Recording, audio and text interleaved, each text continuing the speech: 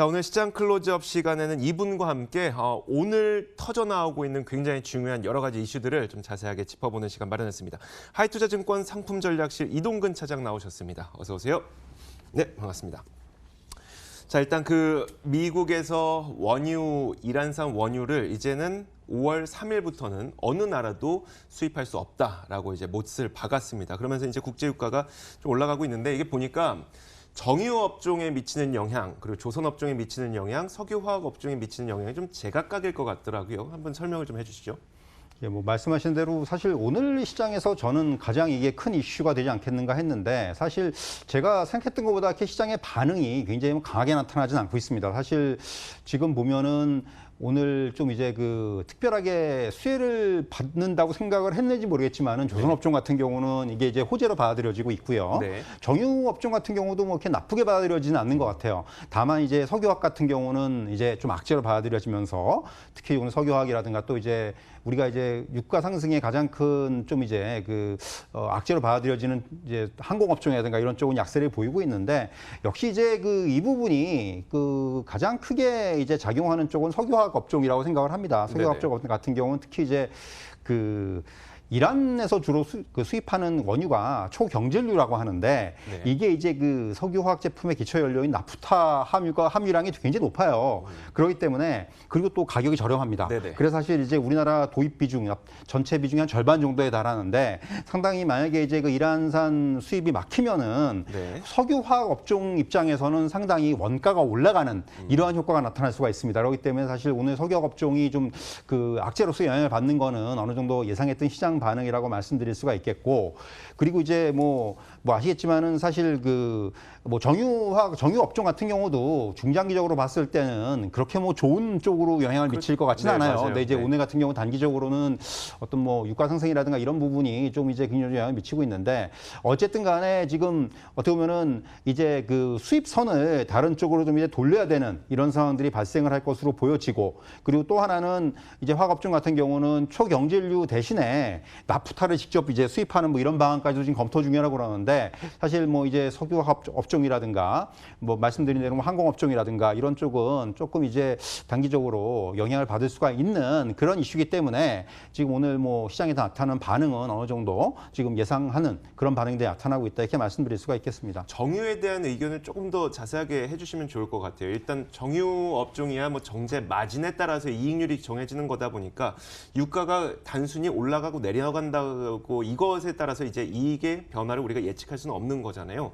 정유 업종에 대한 의견을 좀 다시 한 번만 정리해 주시면요. 일단 정유업종 같은 경우는 단기적으로는 이제 유가 상승이 과거에 이제 좀 이제 싸게 들여온 거에 대한 이런 그렇죠. 부분에 대해서 이제 좀 지금 이제 단기적으로 마진이 강해질 수는 있어요. 하지만 네네. 이제 지금 흐름 자체가 유가가 아시겠지만은 이제 지금 상승의 흐름이었어요. 근데 네. 여기에다가 이제 어떻게 보면은 외부적인 변수에 의해서 유가의 상승이 조금 더 가속화될 가능성이 큽니다. 그렇기 때문에 이런 부분은 결국 장기화된다면은 정유 업종으로서는 별로 그렇게 좋을 게 없는 그런 상황들이 나타날 수가 있기 때문에 이런 유가 상승이 좀 장기화 국면에서는 조금 이제 악재로 작용할 수가 있다. 이렇게 정리해드릴 수 있을 것 같아요. 네, 알겠습니다. 자, 이어서 청와대가 비메모리 그리고 바이오 여기에다가 미래형 자동차 이렇게 3대 분야를 중점 육성 산업으로 선정을 했습니다. 여기에 관련된 핵심 종목들을 한번 짚어주시면서 그 종목들에 대한 투자 전략까지 말씀해 주시죠. 사실 이제 오늘 같은 경우 시장에서 반응은 비메모리 반도체 관련주들이 좀 아침에 좀 강하게 좀 올랐던 그런 반응이 나타났고, 어제 같은 경우는 좀 바이오 종목들이 좀 올랐었어요. 사실 꽤 이제 오랜 기간 그러지 않았어요? 사실 이게 어떻게 보면은 이게 새로운 건 아니에요. 새로운 네. 건 아닌데 어떻게 보면은 다시 한번 정부에서 이 정책적인 분야에 좀 강조를 했다는 저는 그런 표현을 드리고 싶고, 어떻게 보면 이제 정책 역량의 집중이라는 그런 점을 전 조금 이제 좀 높이 평가해야 된다 이렇게 말씀드릴 수가 있겠고, 네. 사실 이제 정부의 발표에서 나왔지만은 추격형 경제에서 선도형 경제로 어떤 체제 개선에 중점을 두겠다. 어떻게 보면은 이게 어떻게 보면은 우리나라의 어떤 산업 전략이 우리가 이제 얘기하는 패스트 팔로워라는 표현을 많이 썼는데 이제는 그보다는 앞에 나가서 리더가 되겠다는 쪽이거든요. 어떻게 보면은 이게 상당히 저는 좀 긍정적인 면이 있다고 생각을 할 수가 있겠고, 저는 무엇보다도 좀 여기서 이제 좀 주목해야 되는 부분이 단순히 정부의 정책적인 뒷받침뿐만이 아니라 이런 각 분야들이 기업의 적극적인 투자하고 연계가 돼 있는 된다는 거죠. 어떻게 보면은 아시겠지만 비메모리 같은 경우는 오늘도 이제 그런 뭐 언급들이 있었습니다만은 삼성전자가 비메모리 반도체 30조 원 뭐 투자하겠다 네네. 이런 얘기가 좀 나오고 있습니다. 이것 때문에 사실 오늘 주가들이 많이 올랐는데, 그러니까 정부와 기업의 어떤 시너지 효과를 낼 수 있다는 거죠. 앞서서 이제 수소차에 작년 말에 이제 현대차가 대규모 투자 계획을 발표하면서 수소 관련주들이 한 차례 크게 올랐는데, 사실 이 정부의 어떤 이런 미래형 자동차와 연관이 되어 있는 부분이기 때문에 이렇게 이제 기업의 적극적인 투자라든가 또 이제 집중이라든가 이런 분야하고 연관이 되기 때문에 앞으로 정부의 어떤 그 혁신 성장 행보, 그리고 정부의 또 이제 적극적인 재정 지원에 더해서 규제 개혁까지 이제 좀 뭐 지금 뭐 보면 최근에 이제 뭐 샌드박스라든가 이런 네네. 분야를 통해 가지고 많이 나오고 있지 않습니까? 이런 분야들이 본격화된다면은 사실 이제 뭔가 이제 지속적인 관심이 가능할 것으로 보여지고요. 역시 말씀드린 대로 비메모리 반도체는 이미 지금 메모리 반도체에서 우리나라가 이미 세계 최고의 수준에 올라 있는 상황에서 투자만 좀 이루어진다면 저는 충분히 이 비메모리 반도체도 해볼 만한 그런 업종에 생각을 합니다. 그래서 저는 사실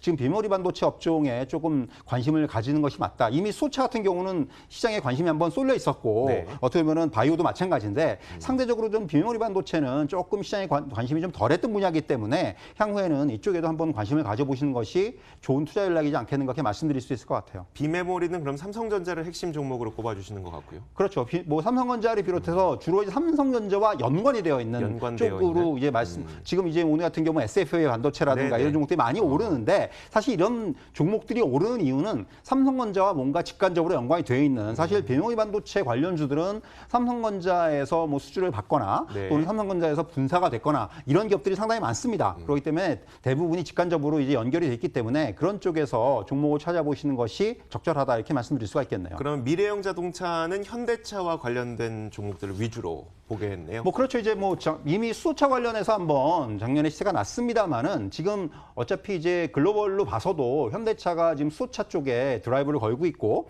사실 최근에 이제 중국에서도 이제 수소차 분야에 좀 이제 관심을 기울이고 있는데, 사실 이런 쪽에 좀 관계가 많은, 이게 현대차에 지금 이미 납품이 되거나 네. 아니면 이제 수주를 받거나 이런 쪽 종목들이 아무래도 좀 이제 먼저 실적으로 나타날 가능성이 크기 때문에 이런 쪽의 종목들에 관심을 가지시는 게 맞다 이렇게 말씀드릴 수가 있겠습니다. 3대 육성 분야 가운데 바이오 쪽을 좀 말씀을 안 해주셔서 어떤 기업이 있을까요? 사실 바이오 같은 경우는 지금 제가 뭐 여러분들도 많이 잘 아시겠지만은 어떻게 보면은 이미 그 뭐 바이오 시밀러라든가 네네. 이런 쪽에 이제 뭐 삼성바이오로직스라든가 또 셀트리온이라든가 SK 그룹이라든가 이런 쪽에 많이 이제 투자가 들어간 상태고, 이미 또 이제 이미 실적이 발생하는 상황입니다. 이런 상황에서 또 이제 지금 정부는 이런 쪽에서 그 민간의 어떤 투자 확대라든가 네네. 그리고 또 이제 새로운 또 그 뭐 신약 개발 기업들의 육성이라든가 이런 쪽에 포커스를 맞추고 있기 때문에 사실 기존의 삼성바이오로직스라든가 셀트리온 같은 대장주도 중요하지만은 새로 이제 신규 뭐 상장하거나 이런 종목들 중에서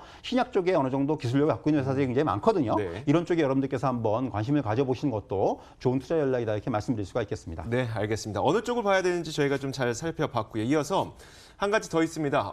많은 분들이 기대를 하고 계실 텐데 일본에서는 이제 열흘 넘게 쉬는 골든 위크가 예정이 되어 있어요. 그러다 보니까 그러면 일본 사람들이 우리나라에 와서 뭐 관광도 하고 쇼핑도 하지 않을까라고 생각하실 텐데, 거기다가 덧붙여서 이제 중국의 노동절까지 합치게 되면 일본 관광객과 중국인 관광객이 우리나라에서 좀 돈 좀 많이 쓰고 갔으면 좋겠다라는 바람들 다 갖고 계실 겁니다.